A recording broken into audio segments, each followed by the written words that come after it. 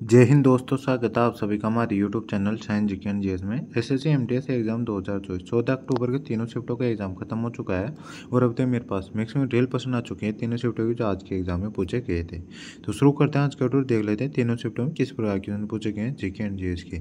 और यदि आप इसका पीडीएफ चाहिए तो मैंने डिस्क्रिप्शन में टेलीग्राम चैनल का लिंक दे रखा है, आप उसको ज्वाइन कर लीजिए, उस पर आपका इसका पीडीएफ भी मिल जाएगा।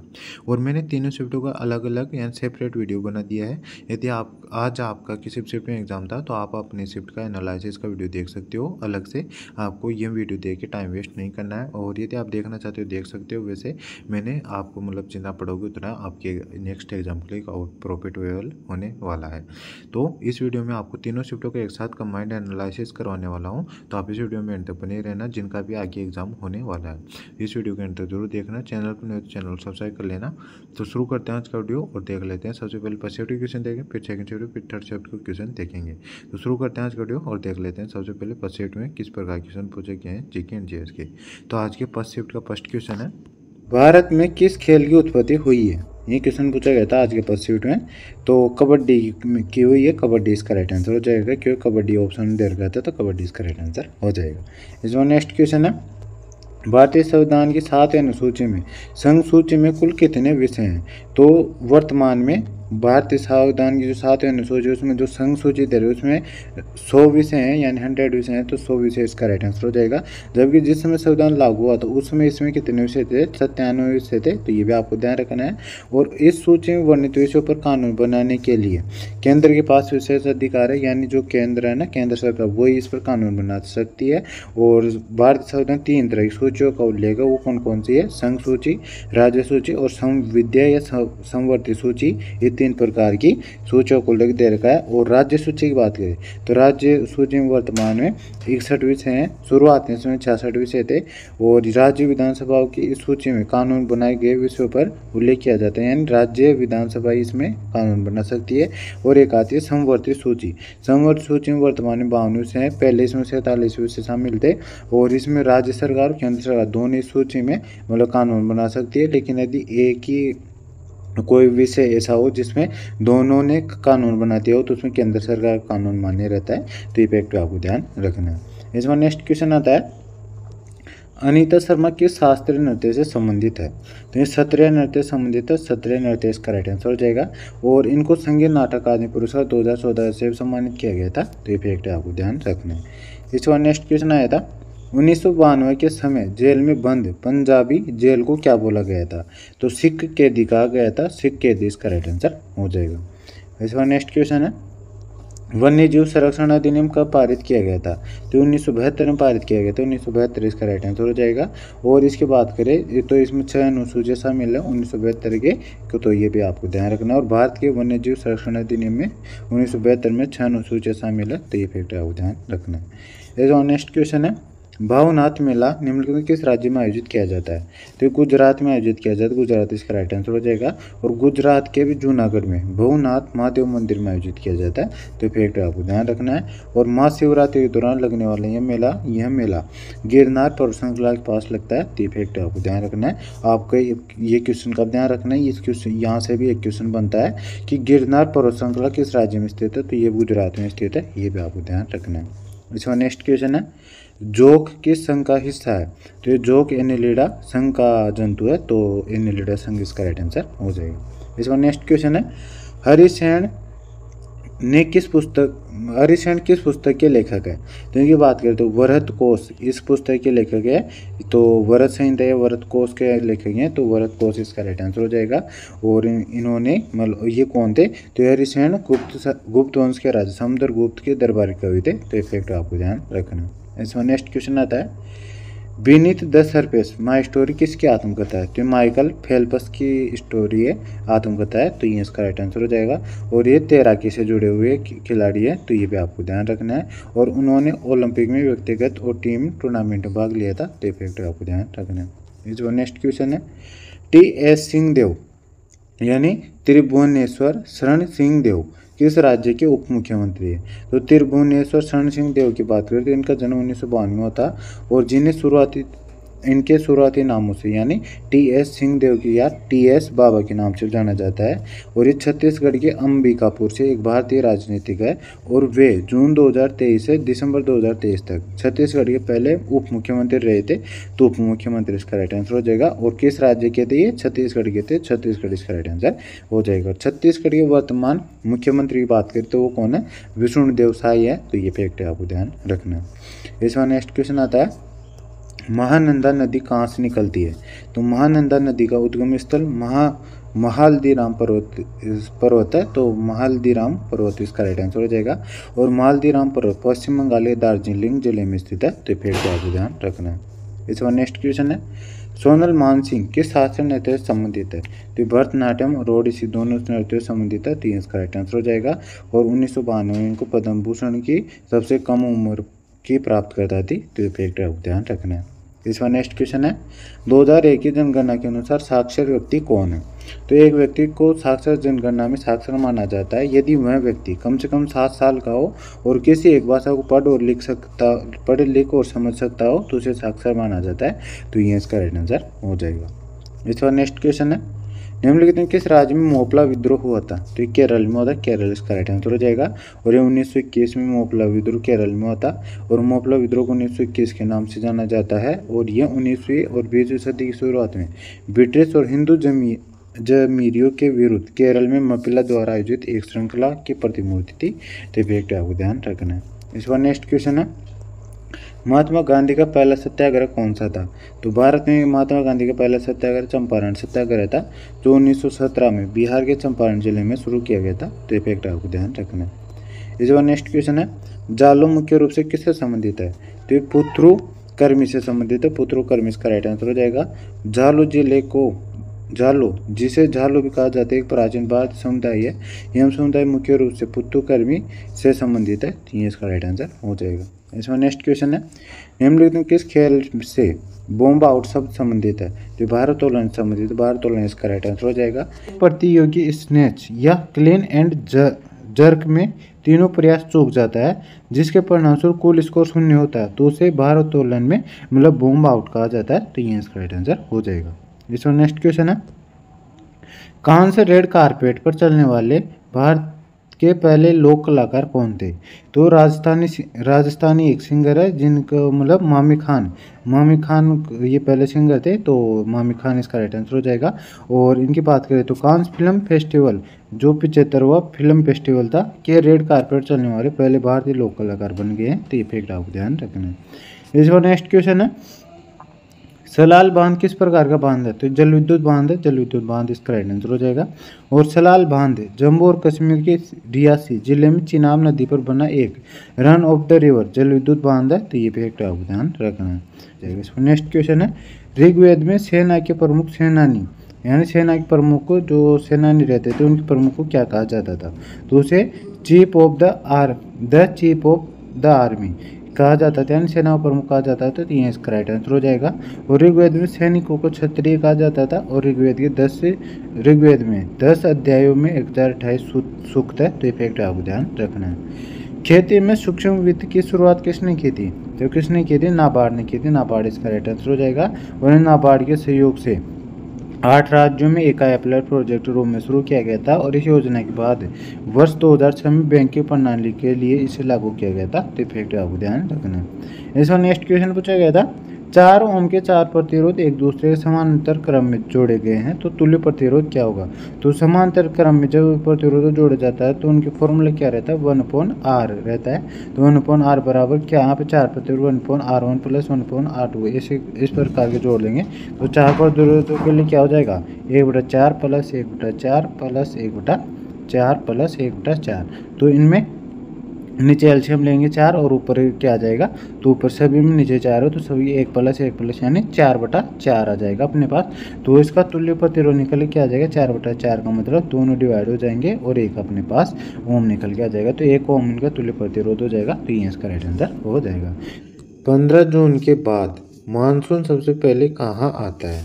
तो दक्षिण पश्चिम मानसून आमतौर पर 1 जून के आसपास भारत के केरल में सबसे पहले आता है। तो केरल इसका राइट आंसर हो जाएगा। और मतलब केरल इसका राइट आंसर हो जाएगा। इसको नेक्स्ट क्वेश्चन है, साल 2021 में कला के क्षेत्र में किसको पद्मश्री अवार्ड से सम्मानित किया गया था? मतलब कला के क्षेत्र में किसको पद्मश्री अवार्ड से सम्मानित किया गया था? तो ट्रांसजेंडर लोक नृत्यांगना मंजमा जोगती को किया गया था पद्मश्री सम्मानित। तो मंजमा जोगती इसका राइट आंसर हो जाएगा। और जोगती की बात करते हैं, जोगती नृत्य की नर्तकी है जो उत्तर कर्नाटक का एक लोक नृत्य है। तो ये फैक्ट आपको ध्यान रखना है। इस बार नेक्स्ट क्वेश्चन पूछा गया था, हरिके बैराज किन नदियों के संगम पर बना है? तो ये सतलज और ब्यास नदियों के संगम पर बना है। तो ये इसका राइट आंसर हो जाएगा। और यह बैराज पंजाब के बठिंडा के शहर में के पास है। और हरिके बैराज का निर्माण साल 1952 में होता है। हरिके बैराज से इंदिरा गांधी नहर निकलती है जिससे राजस्थान और पंजाब को पानी की आपूर्ति होती है। तो फैक्ट आपको ध्यान रखना है। इसमें नेक्स्ट क्वेश्चन है, निम्नलिखित में से कौन सी शास्त्रीय नृत्य शैली चिदम्बरम मंदिर के गोपुरम पर अंकित है? तो चिदम्बरम मंदिर के गोपुरम मीनार पर अंकित शास्त्रीय नृत्य शैली भरतनाट्यम है। तो भरतनाट्यम इसका राइट आंसर हो जाएगा। इसके बाद नेक्स्ट क्वेश्चन है, जनसंख्या जनगणना भारत के संविधान के अनुच्छेद के तहत संघ सूची का विषय है। तो अनुच्छेद 246 के तहत है। तो 246 इसका राइट आंसर हो जाएगा। और इसके तहत संघ सूची का विषय यह संविधान 7 अनुसूची क्रम संख्या 69 में सूचीबद्ध है। तो ये भी आपको ध्यान रखना है। इस बार नेक्स्ट क्वेश्चन है, क्रिकेट में स्टंप की ऊंचाई कितनी होती है? 28 इंच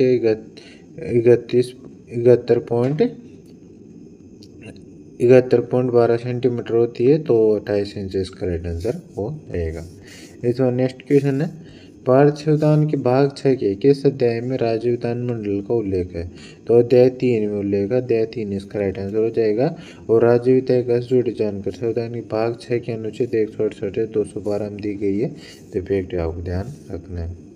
इसमें नेक्स्ट क्वेश्चन है, भारत के विभाजन के बाद कौन सा देश बना था? तो अगस्त 1947 में ब्रिटिश भारत का विभाजन माउंटबेटन योजना के आधार पर हुआ था जिसके परिणामस्वरूप 300 साल का औपनिवेशिक शासन समाप्त हो गया और 2 स्वतंत्र राष्ट्रों का निर्माण हुआ था, भारत और पाकिस्तान का। तो पाकिस्तान इसका राइट आंसर हो जाएगा। जिसमें पश्चिमी पूर्वी पाकिस्तान और वर्तमान बांग्लादेश, ये 2 देशों का मतलब ये बांग्लादेश ही बना था लेकिन शायद ऑप्शन में पाकिस्तान दे रखा था। तो ये इसका राइट आंसर हो जाएगा। इसी बार नेक्स्ट क्वेश्चन है, 2011 की जनगणना के अनुसार निम्नलिखित किस राज्य में शहरी जनसंख्या सर्वाधिक है? तो महाराष्ट्र में शहरी जनसंख्या सर्वाधिक है। तो महाराष्ट्र इसका राइट आंसर हो जाएगा। मतलब राज्य में बात करें तो महाराष्ट्र में शहरी क्षेत्र में रहने वाले लोगों की सबसे अधिक है 50.8 मिलियन लोगों के साथ।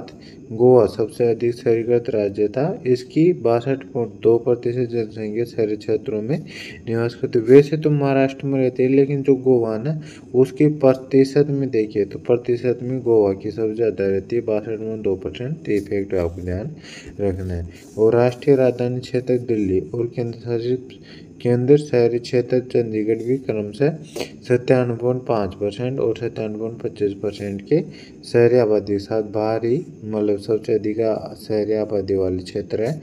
और शहरी जनसंख्या के मामले इस राज्य में सबसे पीछे हैं। तो कौन कौन से राज्य सबसे पीछे हैं? तो हिमाचल प्रदेश, बिहार, असम और उड़ीसा। मतलब हिमाचल प्रदेश में 10%, बिहार में 11.3%, असम में 14.1% और उड़ीसा में 16.7%।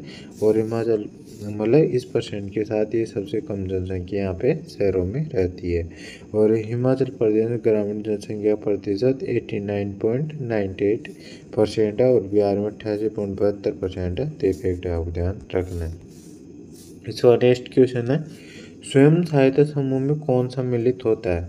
तो स्वयं सहायता समूह जिसे आमतौर पर एसएचजी के नाम से जाना जाता है एक वित्तीय मदद समिति है जिसमें आमतौर पर 18 से 50 वर्ष की आयु के बीच की 12 से 25 स्थानीय महिलाएं शामिल होती है। तो ये इसका राइट आंसर हो जाएगा। और ग्रामीण क्षेत्रों में रहने वाली महिलाएं और दैनिक मजदूरी में काम करने वाले लोग इसमें शामिल होते हैं। तो इनमें से जो भी ऑप्शन में दे रखा होगा वो इसका राइट आंसर हो जाएगा। इसका नेक्स्ट क्वेश्चन आता है, Q straight from the heart an autobiography ये किसकी आत्मकथा है? तो ये कपिल देव की आत्मकथा, कपिल देव इसका राइट आंसर हो जाएगा। और इसका उपनाम हरियाणा हरिकेन के नाम से भी इनको जाना जाता है, तो ये भी आपको ध्यान रखना है। इसके बाद नेक्स्ट क्वेश्चन है, जनसंख्या को क्षेत्रफल से भाग देने पर क्या मिलता है? तो पॉपुलेशन डेंसिटी या जनसंख्या घनत्व प्राप्त होता है, तो ये इसका राइट आंसर हो जाएगा। जनसंख्या घनत्व बराबर होता है लोगों की संख्या बटा भूमि क्षेत्र, तो ये इसका राइट आंसर हो जाएगा। ऐसे नेक्स्ट क्वेश्चन है, साल 1974 में भारतीय कर्नाटक गायिका MS सुब्बलक्ष्मी को किस पुरस्कार से सम्मानित किया गया था? तो रेमन मैगसेसे पुरस्कार से सम्मानित किया गया था, तो रेमन मैगसेसे पुरस्कार इसका राइट आंसर हो जाएगा। रेमन मैगसेसे पुरस्कार को अक्सर एशिया का नोबेल पुरस्कार भी कहा जाता है, तो ये फैक्ट आपको ध्यान रखना है। इसके बाद नेक्स्ट क्वेश्चन है, किसने दिल्ली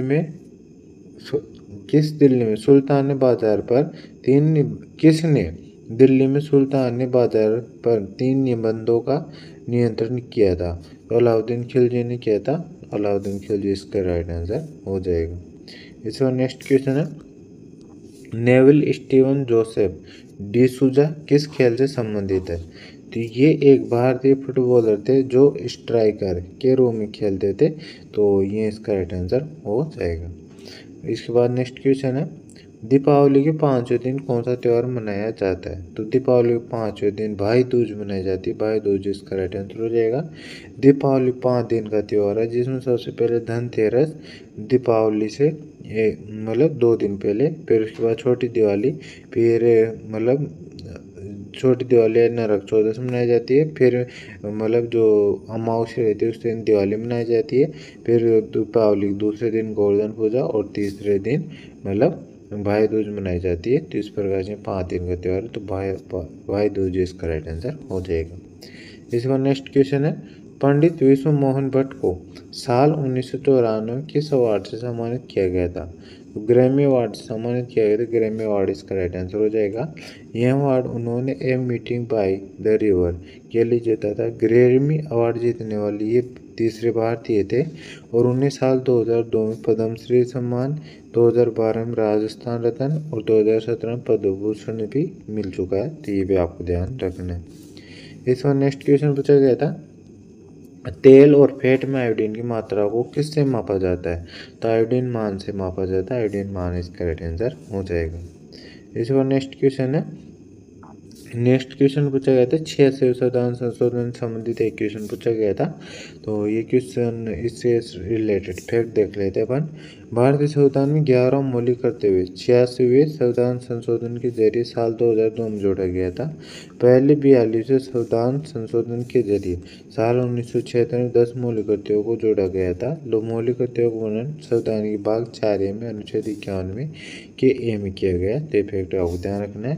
तो जो 86 संविधान संशोधनों के संबंधित है, तो 11 मौलिक कर्तव्यों को भारत संविधान में ऐड करने से संबंधित है, तो ये इसका राइट आंसर हो जाएगा। इसमें नेक्स्ट क्वेश्चन है, वाष्पीकरण से संबंधित गलत कथन कौन सा है? तो वाष्पीकरण से संबंधित गलत कथन की बात करें तो वाष्पीकरण की दर वायुमंडल के संपर्क में आने पर आने वाले सतह क्षेत्र निर्भर नहीं करती बल्कि तरल के आयतन पर निर्भर करती है, तो इस प्रकार को गलत कथन दे रखा था, तो ये इसका राइट आंसर हो जाएगा। जब सही कथनों की बात करें तो क्या क्या वाष्पीकरण से संबंधित सही कथन है? तो वाष्पीकरण तरल पदार्थ का गैसीय अवस्था में बदलने की प्रक्रिया है, तो ये बिल्कुल सही है। वाष्पीकरण की दर तापमान, सतह क्षेत्र और हवा की गति पर निर्भर करती है, तो ये बिल्कुल सही है। और तापमान बढ़ने पर वाष्पीकरण की दर भी बढ़ जाती है, तो ये सही तरीका है।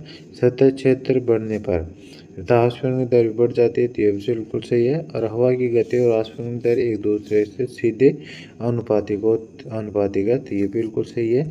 और एक वायुमंडलीय दाब पर प्रति ग्राम जल में वाष्पीकरण की गुप्त ऊष्मा 539 कैलोरी होती है, तो ये सभी सही फैक्ट है और फर्स्ट वाला गलत था, तो इसका राइट आंसर हो जाएगा। इस बार नेक्स्ट क्वेश्चन पूछा गया था, यूनानी शासक सेल्यूकस निकेटर कौन था? तो ये मैसेडोनिया का सेना अधिकारी जिसे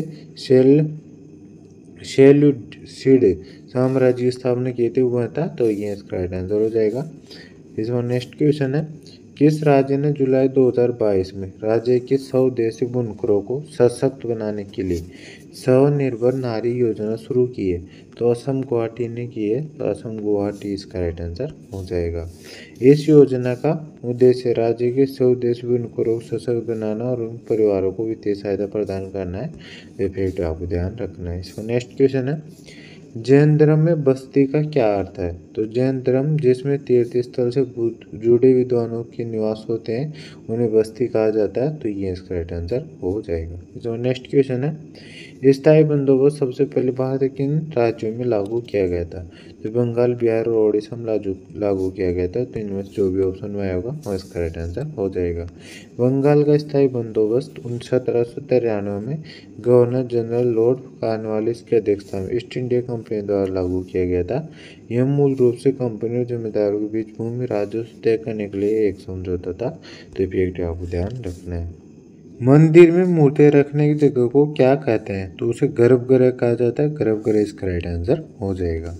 इसमें नेक्स्ट क्वेश्चन पूछा गया था, दिल्ली सल्तनत के सुल्तान इल्तुतमिश ने चांदी के सिक्के को क्या नाम दिया था? तो चांदी के सिक्के को टका दिया था, और जो तांबे का सिक्का था उसे जीतल के नाम दिया गया था, तो ये फैक्ट आपको ध्यान रखना है।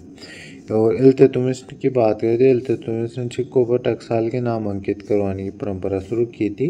इल्तुतमिश ने ही शुद्ध अरबी सिक्के चलवाए थे, और इल्तुतमिश ने ही एकता की शुरुआत की थी। इल्तुतमिश ने अपनी राजधानी को लाहौर से दिल्ली स्थानांतरित किया था, और इल्तुतमिश की बेटी रजिया सुल्तान भारत की पहली महिला मुस्लिम शासिका थी, तो ये फैक्ट आपको ध्यान रखना है।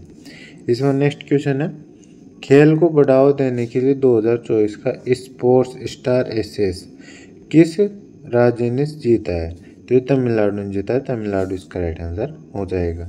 इसमें नेक्स्ट क्वेश्चन है, एशिया पैरा खेलों के एक ही संस्करण में 2 स्वर्ण पदक जीतने वाली पहली भारतीय महिला है, तो शीतल देवी है, शीतल देवी इसका राइट आंसर हो जाएगा।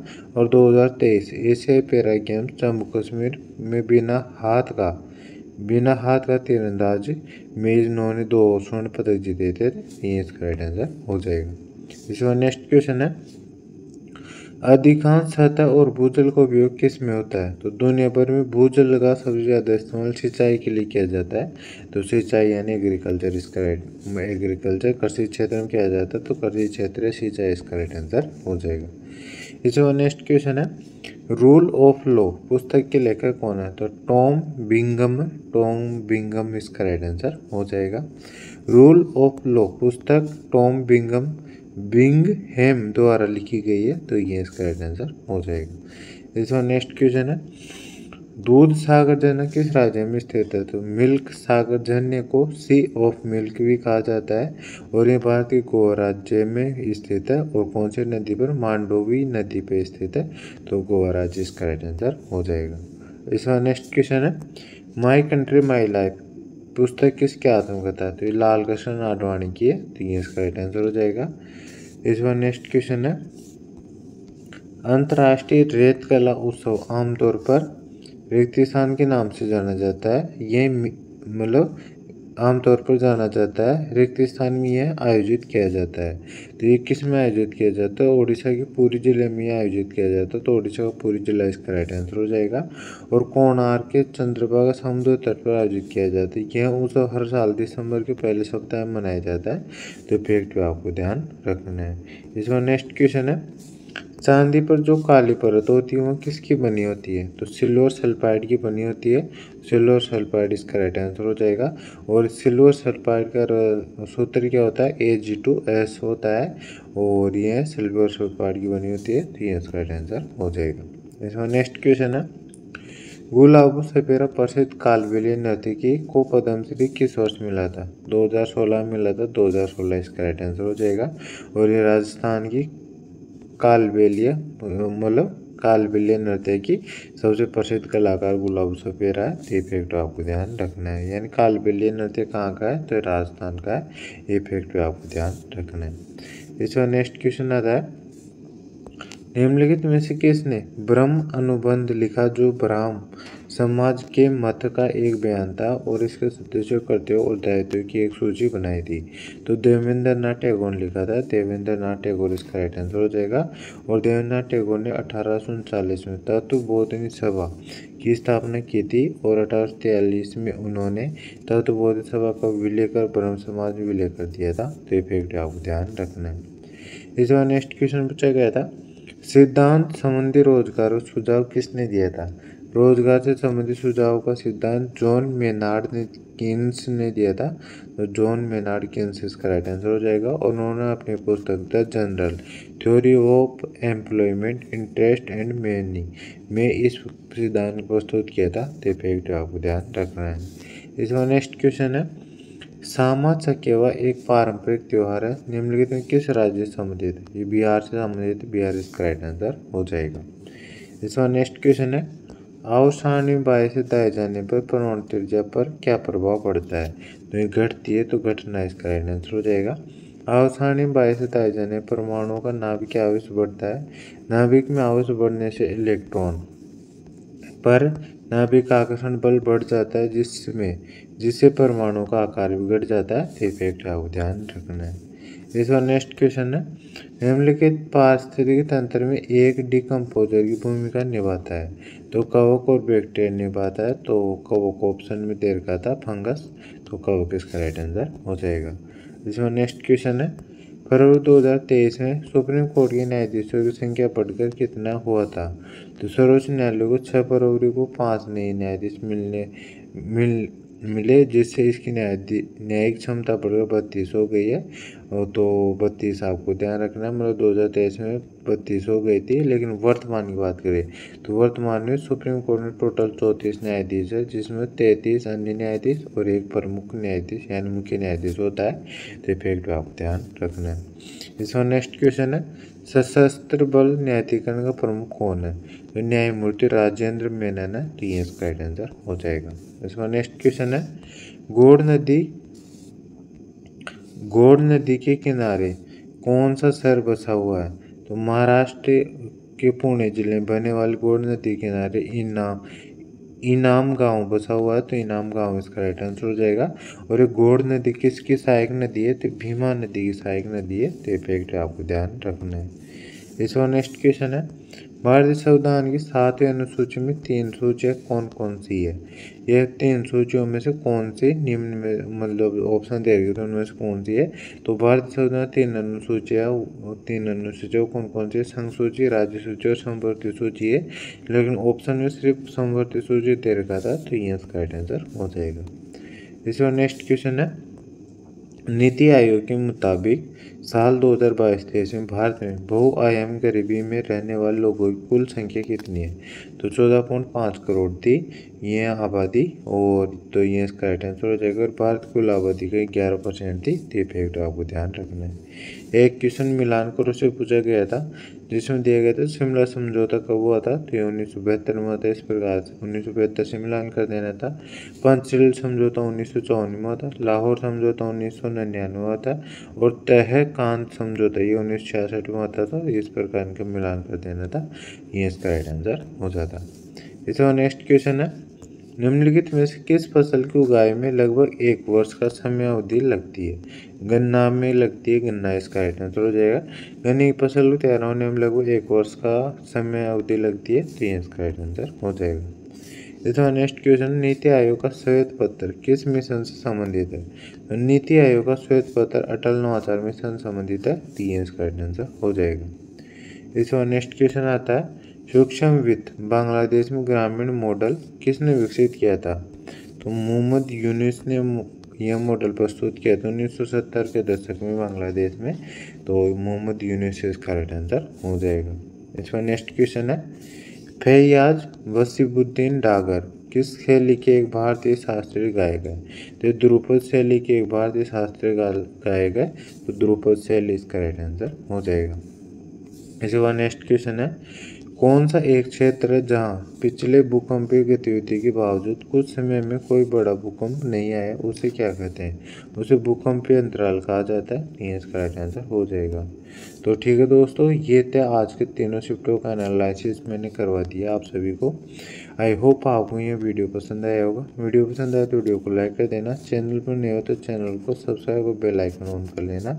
और मैंने तीनों शिफ्टों का अलग से भी एनालिसिस करवा रखा है। यदि आपने अलग अलग से आज एक आपका एग्ज़ाम था और आप अलग अलग अपना एनालिसिस देखना चाहते हो तो तीनों शिफ्टों वाला एक कंबाइंड वीडियो देख ले, मतलब अलग से वीडियो देख लेना अपने शिफ्ट का, जिसमें शिफ्ट में क्वेश्चन पूछे गए थे वहाँ सारे क्वेश्चन मैंने करवा रखे हैं। और यदि आपका एग्ज़ाम आगे होने वाला है तो आप इस वीडियो को देख सकते हो। इस वीडियो में मैंने तीनों शिफ्टों का कंबाइंड वीडियो करवाई है। तो ठीक है दोस्तों, मिलते हैं नेक्स्ट वीडियो में, तब तक के लिए जय हिंद जय भारत। और आप वीडियो पसंद है वीडियो को लाइक करते हैं, चैनल पर चैनल सब्सक्राइब कर लेना। और PDF चाहिए तो मैंने डिस्क्रिप्शन टेलीग्राम चैनल का लिंक दे रखा है, आप उसको ज्वाइन कर लीजिए, उस पर आपको सब PDF भी मिल जाएगा। मिलते हैं नेक्स्ट वीडियो में, तब तक के लिए जय हिंद जय भारत।